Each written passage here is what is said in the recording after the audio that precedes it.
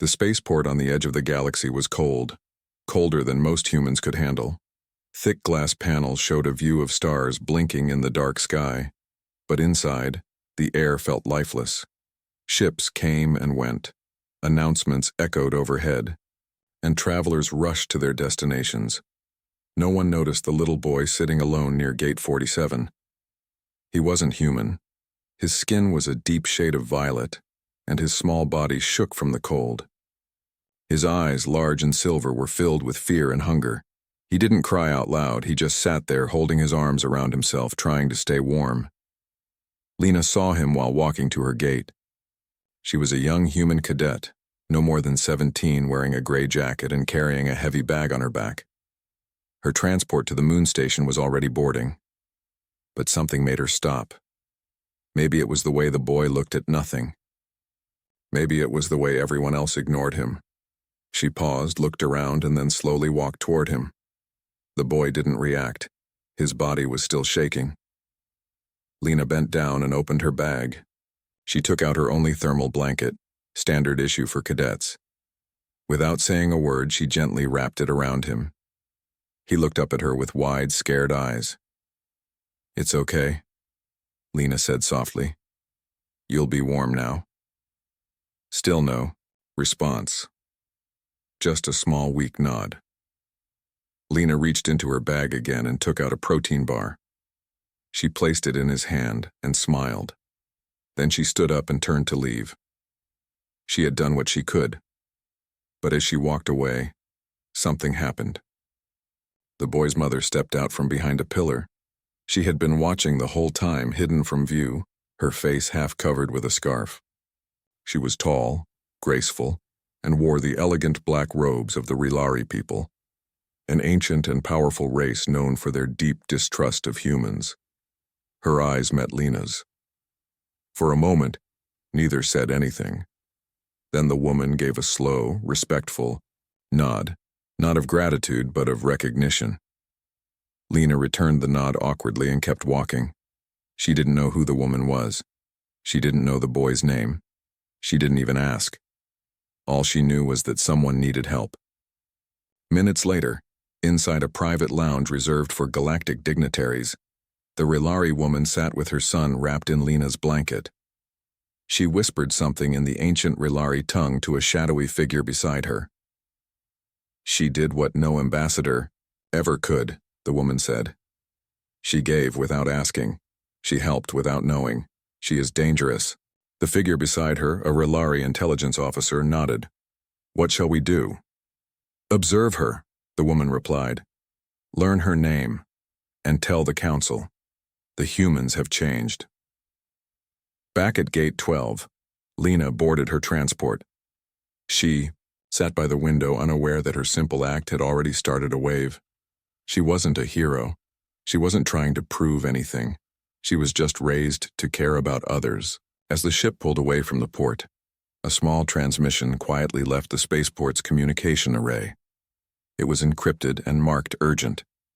The message was sent across 3 star systems to a secure channel known only to the ruling circles of the Galactic Council.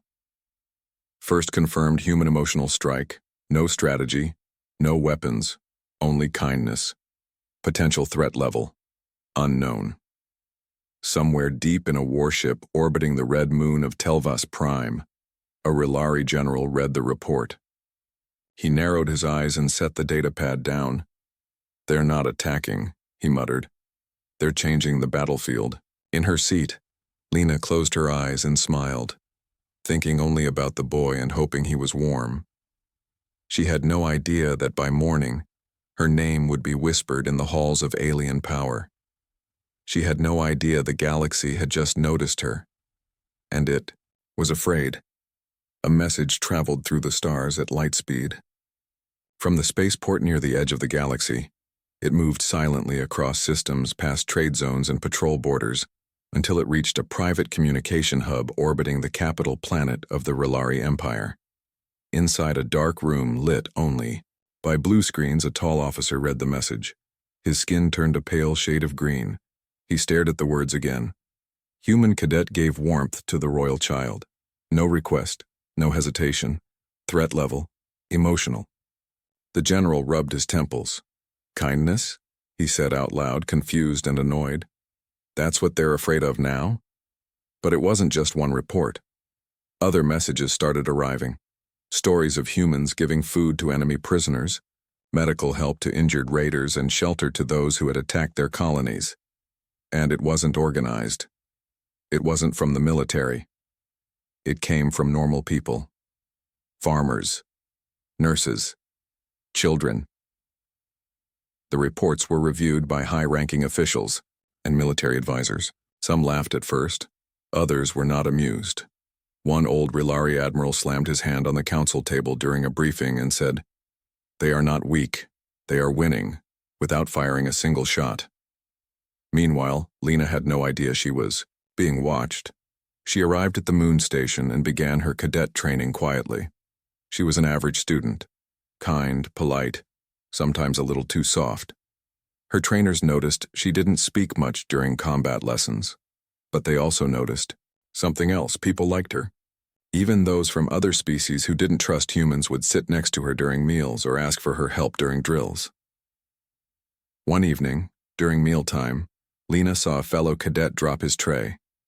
The food spilled across the floor. He stood frozen, embarrassed. He was from the Jurnali species, a proud and short-tempered race known for not accepting help.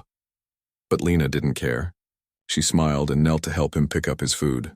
Everyone watched. The Jurnali cadet didn't stop her. He just stared. And then, he said, "Thank you," out loud. For the first time in public.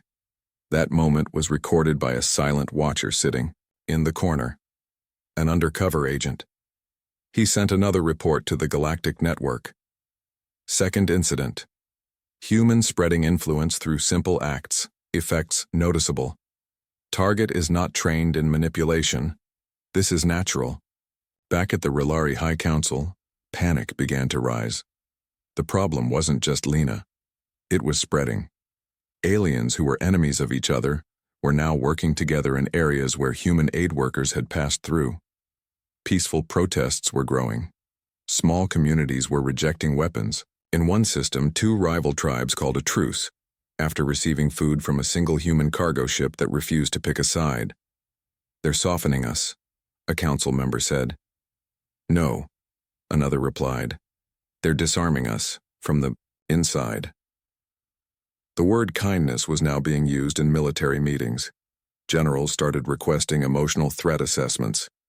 Social scientists were hired to understand why humans behave this way. Was it cultural? Was it a long-term strategy? Or was it something deeper? Back on the moon station, Lena helped an injured bird near the reactor tower. She took time from her training schedule to feed it every day. One morning, she found a small gift near her bunk, a folded leaf, rare, glowing, and sacred to the Avran species. No one admitted to placing it there. But the message was clear. Someone noticed. And someone cared. The station commander received a strange order that day. Do not interfere with the human cadet named Lena. Let her routine continue. Observation in progress. Lena continued her life without knowing any of this. To her, kindness wasn't a strategy. It was natural. She helped because she couldn't stand to see others suffer. But the galaxy wasn't used to this kind of power. For centuries, it had feared strength, weapons, and warships. But now something invisible was spreading, something harder to stop. In the Relari capital, the Queen met with her advisors. "She gave my son her only blanket," the Queen said, her voice calm but cold.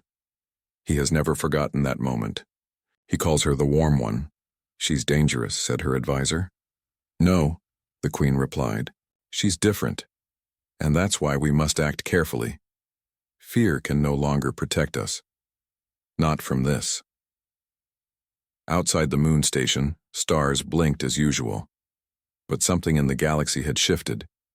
Old enemies were questioning old beliefs. And in a quiet hallway, Lena hummed a song from Earth, completely unaware that her smile had already become a symbol. They thought human kindness was harmless. They were wrong. It was the one thing they couldn't predict.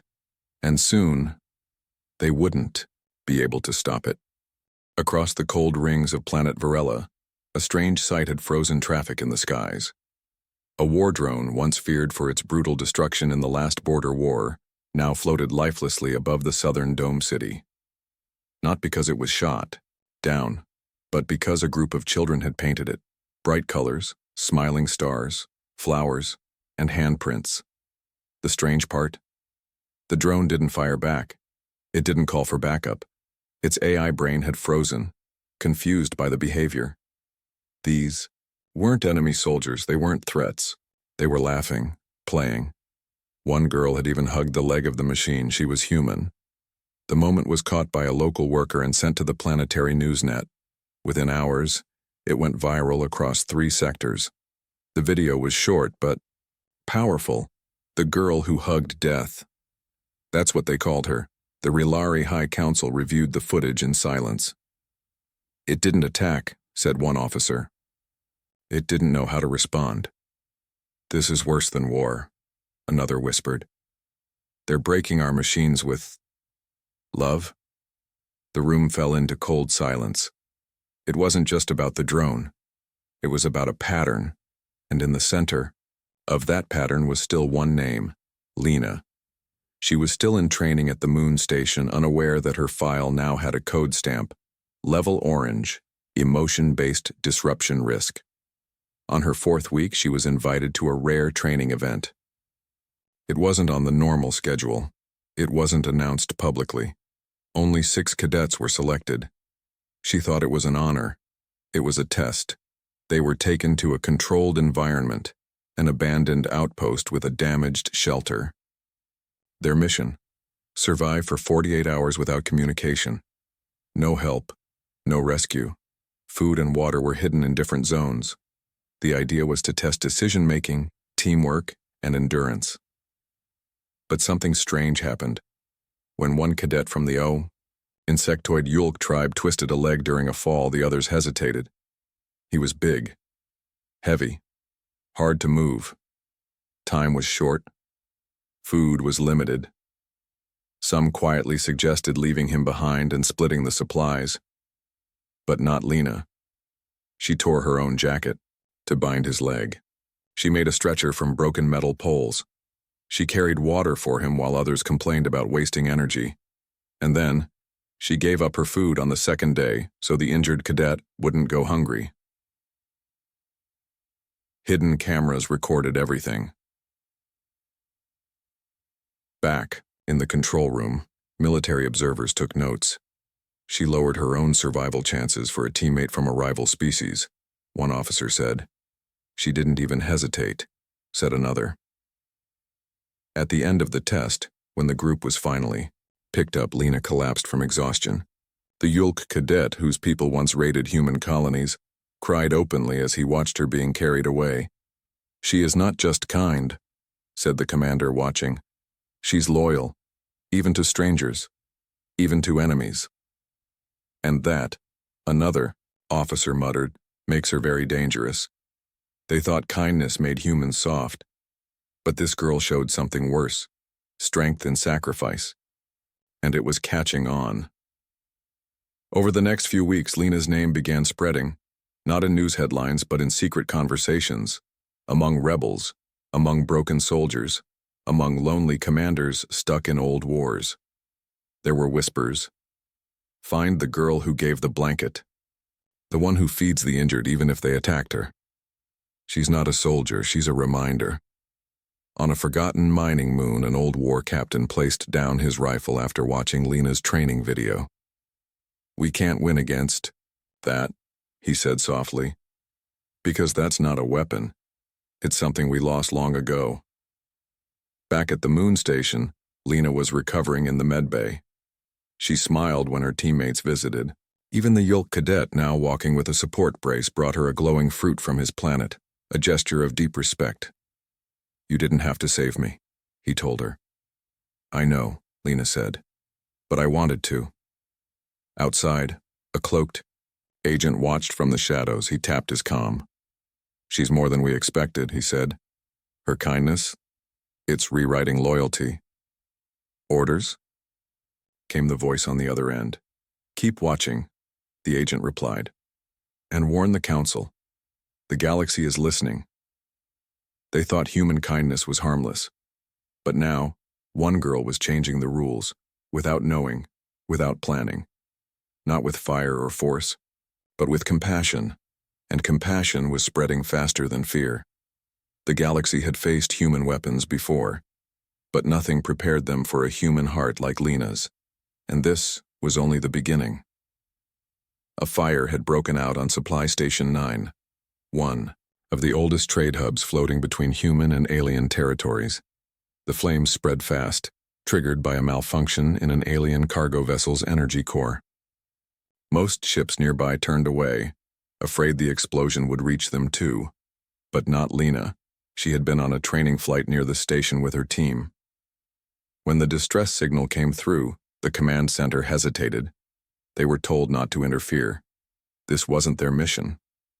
It wasn't their problem, but Lena didn't wait for orders. She grabbed the mic and spoke 3 words that would later appear on banners across rebel planets. They need help. Against protocol, she rerouted her ship. Her co-pilot, a nervous recruit named Jiko from the bird-like Arvan race, followed her lead. You'll get expelled for this, he warned. I know, she said. The smoke was thick. Oxygen levels were falling. But Lena guided the small shuttle to a docking hatch and pulled 6 alien workers out of the fire one by one. Her hands burned. Her uniform melted in places. But she didn't stop. She didn't care that they were from a species once hostile to Earth. She didn't ask for thanks. She only asked who was still trapped inside. She ran back in. And just as the final explosion shook the docking bay, she carried out a child, coughing and barely conscious, wrapped in her scorched flight jacket. The news spread fast. Before military sensors could block the story, it was already on hundreds of networks. Human cadet breaks orders to save aliens. Some called her a hero. Others called her a threat. Inside the Relari Council, silence filled the war room. She disobeyed a direct order. A commander snapped. She saved 11 lives. Another replied, and gained the loyalty of a dozen. Systems, the Queen added, her voice sharp. That girl is not just rescuing strangers. She's destroying fear. They all turned to the Queen, surprised by her tone. She gave my child her blanket. She reminded them coldly. Do not pretend this is new. I warned you then. The panic grew. More stories followed. Lena's name was whispered in border colonies, in underground hospitals, in broken-out refugee camps. Soldiers who hated humans began rethinking their cause. Pirates gave up bounties just to speak to her. Small peace groups used her story to stop violence before it began. In one recorded video, a mercenary captain was asked why he refused to raid a human ship. He answered, because that girl would probably be inside giving us food instead of bullets. At the moon station, Lena was suspended from training. She sat alone in a small room while her case was reviewed. No one told her what they were really discussing behind closed doors. Was she too dangerous to let live? But while the council debated, something unexpected happened. A line began to form. Outside the moon station, small crafts, medical shuttles, merchant ships. Some came with gifts. Some came just to say thank you. Others brought wounded passengers and said, we were told the kind one could help. Lena didn't understand what was happening at first. She thought it was a mistake. Then she heard a little alien girl ask her, are you the one who hugged the fire and saved my dad? And Lena's heart broke. She knelt down, hugged the girl, and whispered, I just did what I thought was right.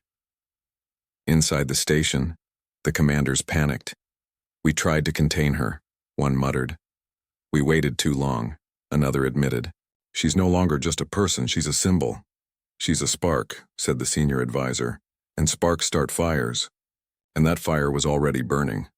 Not the kind that destroyed ships, but the kind that melted hate. One rebel group dropped their weapons and raised banners with Lena's face on it. One soldier refused to follow an execution order and said, she showed me how to be better. And on a distant planet, an old enemy general knelt beside a wounded human and whispered, I used to fear you. Now I envy you. Back in her small room, Lena looked out the window. So many ships, so many faces, and she still didn't know why. They were coming. She didn't know she had become a living question in the galaxy. What if kindness was stronger than control? They thought human kindness was harmless. But now, across hundreds of worlds, fear was losing its grip. And somewhere deep in a hidden lab, an ancient machine whispered its first words in years after seeing Lena's photo on a data feed. Heart. Recognized. Override initiated. The galaxy was changing, and the girl who gave her blanket had just begun to rewrite the future. The strange ship appeared without warning. It came from deep space far beyond known territory, black, silent, and covered in markings no one had seen before. Its arrival triggered every alarm near the moon station. Commanders panicked, fighters were scrambled, guns powered up, but the ship didn't fire. It hovered just outside Earth's defense zone, waiting. No one knew what it wanted, until a single message came through in perfect English. "We seek the girl who burns and heals." Everyone froze. There was no doubt. They were asking for Lena. She was still suspended, still banned from training, still unsure if she'd even be allowed to stay in the program. But the universe didn't care about her punishment. It only cared about her actions. The strange ship sent no threats. It simply sent one request every hour. "We seek the girl who burns and heals." Lena was called into the council chamber. The walls were cold. The faces were colder. One admiral glared at her. "What did you do now?" "I don't know," she said honestly. "I've never seen that ship before." "You must have met someone from their world," another said, "or helped them somehow." Lena tried to remember. Her mind rushed through every face she'd helped, every frightened child, every wounded rebel, every abandoned enemy soldier she'd pulled from wreckage. "I don't remember," she admitted. But someone else did. A scientist from the artifact division stood up. He was shaking as he placed a small recording device on the table. "This ship, it's from the Varn," he said. "They disappeared thousands of years ago. We thought they were extinct." Everyone stared at him. "They built the heart engines," he continued. "Machines that respond to emotion. They could rewrite gravity fields, change climates, even bend light. But their machines stopped working because their people stopped feeling." "And now?" the Queen asked. The scientist looked at Lena. "Now, they've found someone whose heart can wake those machines." Silence fell across the chamber.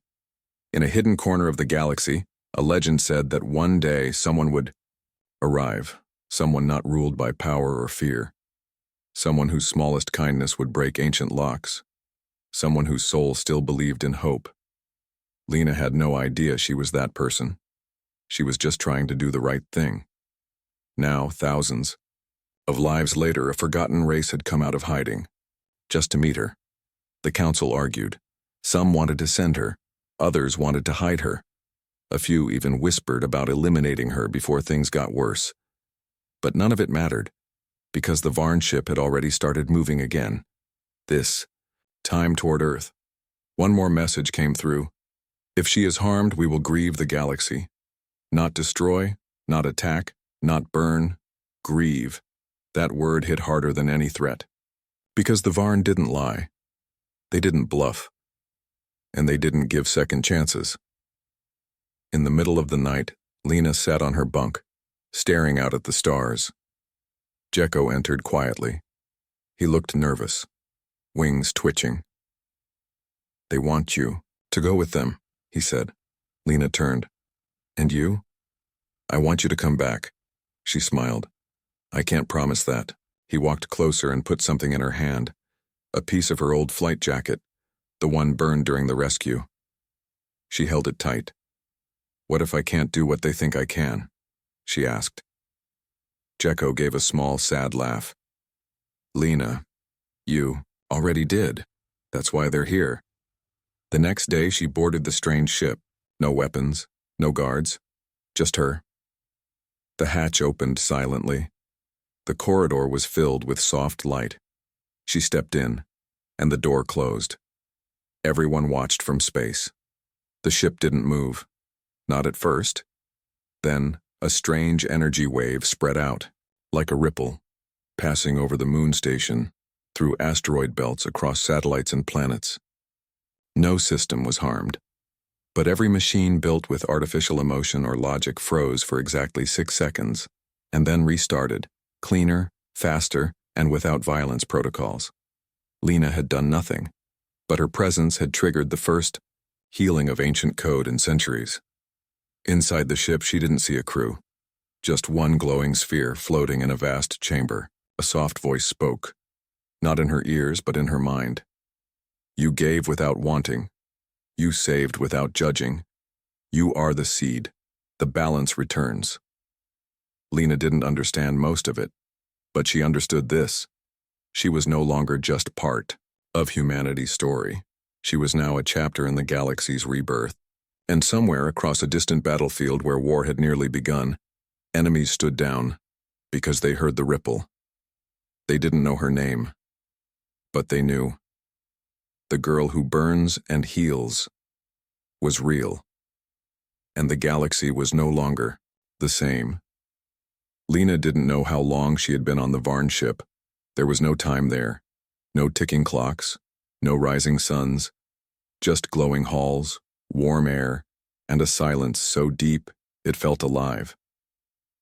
Sometimes she walked through endless corridors that changed shape around her. Sometimes she stood still and the ship moved. It wasn't just flying, it was thinking, and it was learning from her.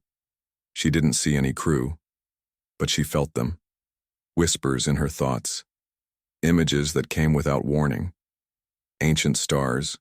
Broken worlds and beings with glowing eyes looking out from forgotten ruins. They weren't testing her, they were remembering through her. On Earth, no one knew what was happening. The ship hadn't returned. The council was restless. News channels screamed theories. Lena was dead.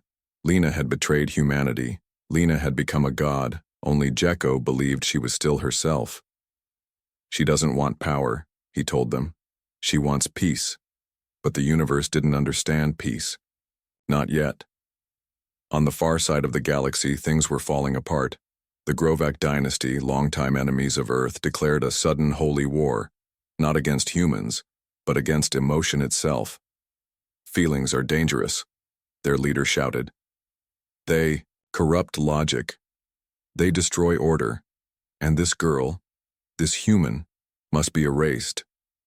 They built a fleet faster than anyone thought possible.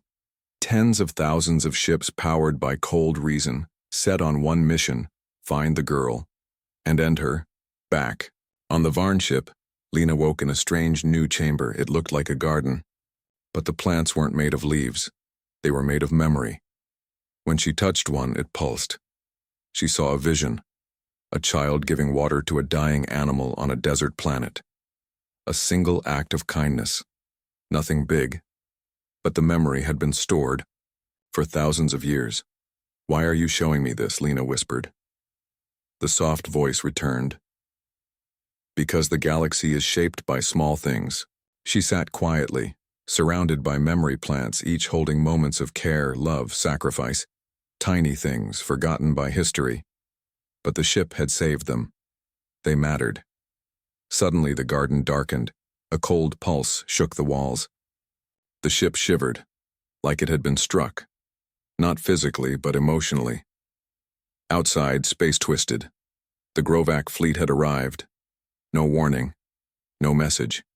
Just cold, calculated silence. They fired a full wave of plasma torpedoes. But before impact, something impossible happened. The torpedoes stopped, mid-space. Frozen as if time itself had paused them, and then they turned around, facing the ships that had launched them. On the bridge of the Grovak flagship, alarms screamed. Systems failed, logic cores overloaded. They didn't understand, they couldn't understand. Kindness was rewriting the rules. Inside the Varn ship, Lena collapsed. The power flowing through her thoughts was too much. She wasn't doing it on purpose. It was reacting to her heart. The more fear she felt, the more the ship fought back. with peace. But the enemy wasn't afraid. They were empty. And so, the ship made a choice. A new chamber opened. A door with no locks, no metal, just a single pulse of light. Lena stepped through and was suddenly standing in space. No suit, no oxygen, but she could breathe. She stood on a platform of glowing energy, facing the enemy fleet alone. They saw her. One girl. No weapons. The Grovac leader laughed. "Is this the best you have?" But then, something strange happened. Ships from other worlds started to appear. Small broken vessels from forgotten tribes. Rusted cargo carriers. Old warships painted in bright colors, all of them gathered behind her. They had no alliance, no command, no orders. They had only heard stories about a girl who gave her blanket, a girl who saved enemy children, a girl who disappeared into a ship and returned wrapped in light. They had come for that girl. The Grovac leader gave one final order. Destroy them all. And the missiles launched again, but before they could reach the wall of strange ships, every single weapon melted in space, not exploded, not deflected, melted, like they no longer made sense in a universe that had chosen kindness. The Grovac fleet retreated, not from fear, but confusion. They didn't understand what just happened, but the rest of the galaxy did.